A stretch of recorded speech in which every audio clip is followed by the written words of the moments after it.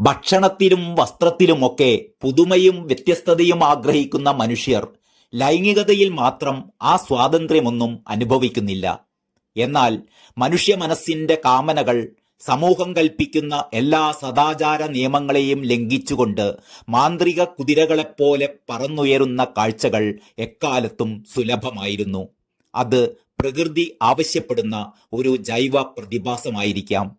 ഒരു ചേഞ്ച് ആരാണ് ഇഷ്ടപ്പെടാത്തത് എന്ന പുതിയ മുദ്രാവാക്യം ഇപ്പോൾ സ്ത്രീ സ്വാതന്ത്ര്യത്തിന്റെ കൊടിയടയാളമായിട്ടാണ് പലരും മനസ്സിൽ സൂക്ഷിക്കുന്നത്.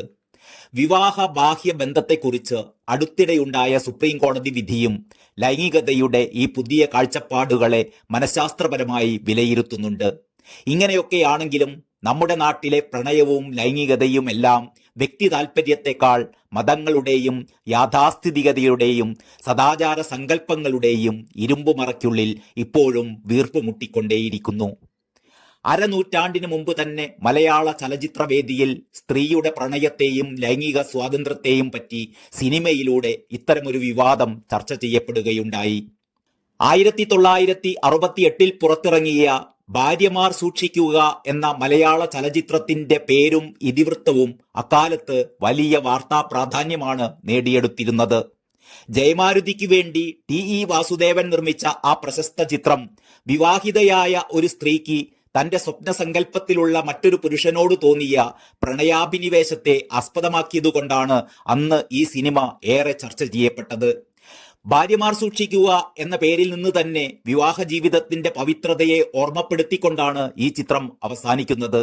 KS സേതുമാധവൻ സംവിധാനം ചെയ്ത ഈ ചലച്ചിത്രത്തിൽ പ്രേം നസീർ, ഷീല, ഉമ്മർ, അടൂർ ബാസി എന്നിവർ പ്രധാന റോളുകളിൽ അഭിനയിക്കുകയുണ്ടായി.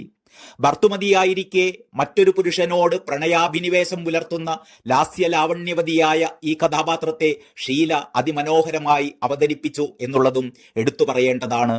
വി ദേവന്റെ കഥയ്ക്ക് SL പുരം സദാനന്ദനാണ് തിരക്കഥ എഴുതിയത്. ശ്രീകുമാരൻ തമ്പിയുടെ ഗാനങ്ങൾക്ക് ദക്ഷിണാമൂർത്തി സംഗീതം പകർന്നു.